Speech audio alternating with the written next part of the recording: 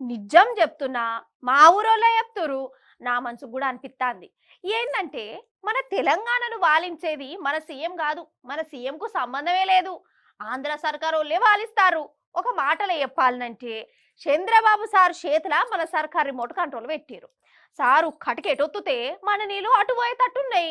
మన సర్కారు అటు తిరిగేటట్టు కొడుతుంది. మీకు కూడా గట్లనే అనిపిస్తుంది అనోళ్ళ? చూస్తలేమా మనము?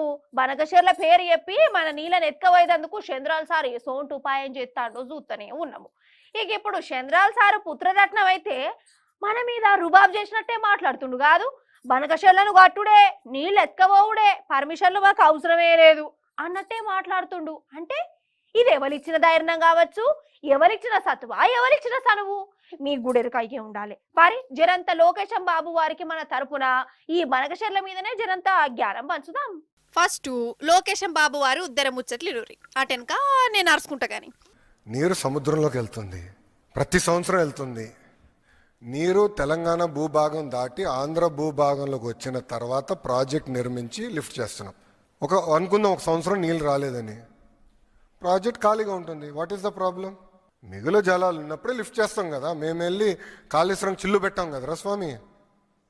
ఏంటండి ఇది? అంటే కామన్, మీరు ఏమనుకోండి, ప్రాంతీయ విద్వేషాలు రెచ్చగొడతాం కాదండి ఇది.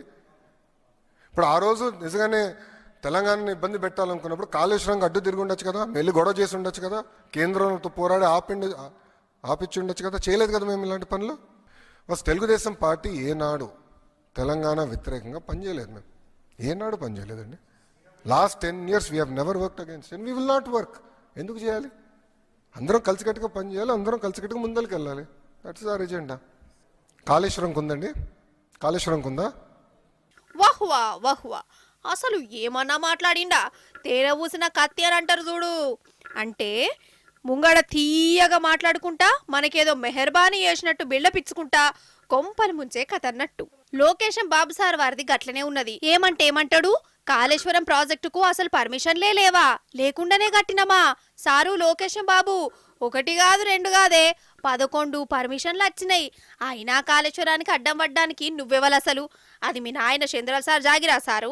ఏమన్నా అంటే గోదావరి నీళ్ళను వేస్ట్ కాకుండా మేం తీసుకుపోతామని ఉద్దర ముచ్చట్లు చెప్తుండు.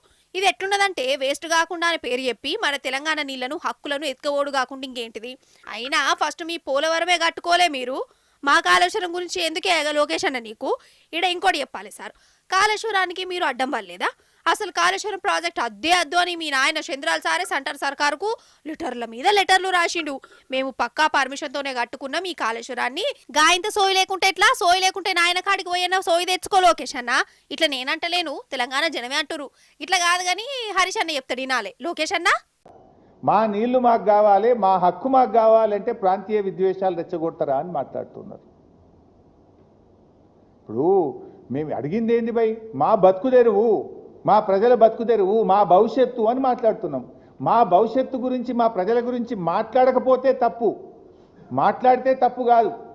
మీ నాన్నగారు వెనకట బాబ్లీ మీద కొట్లాడిండు, మహారాష్ట్ర మీద. కర్ణాటక ఆల్మట్టి ఎత్తు పెంచుతా అంటే దాన్ని కూడా వ్యతిరేకిస్తూ అనంతపూర్లో పోయి కొట్లాడిండు మీ నాన్నగారు. మరి మీ నాన్నగారు బాబ్లీ మీద కొట్లాడినా, ఆల్మట్టి మీద కొట్లాడితే అది కూడా ప్రాంతీయ విద్వేషాలు రెచ్చగొట్టడమేనా? అధికారం ఉంది కదా, మందబలం ఉంది కదా, కేంద్రం మా చేతిలో ఉంది కదా, రేవంత్ రెడ్డి మా చేతిలో ఉన్నాడు కదా, మేము ఏం మాట్లాడితే అది చెల్తుంది అనుకుంటే అది పొరపాటు. నేను అడుగుతా ఉన్న లోకేష్ గారిని, మిగులు జలాలు సముద్రంలో కలుస్తున్నాయి అని మాట్లాడుతున్నారు మీరు. మరి నిజంగా నీళ్లు ఉన్నదే నిజమైతే కేంద్ర ప్రభుత్వ సంస్థలు, సెంట్రల్ వాటర్ కమిషన్ మీ డిపిఆర్ని ఎందుకు తిప్పి పంపింది? ఏమైనా పొక్కగొట్టేందుకు ఇదేమన్నా శ్రీశైలం ప్రాజెక్టా, పోతిరెడ్డిపాడు ప్రాజెక్టా? ఇదేమన్నా ఉమ్మడి ఆంధ్రప్రదేశా? కాళేశ్వరం ప్రాజెక్టుకు అన్ని అనుమతులు ఉన్నాయి. ఇవి కాళేశ్వరం ప్రాజెక్టుకు బీఆర్ఎస్ ప్రభుత్వం సాధించినటువంటి అనుమతులు. 1 కాదు 2 కాదు 11 అనుమతులు ఉన్నాయి.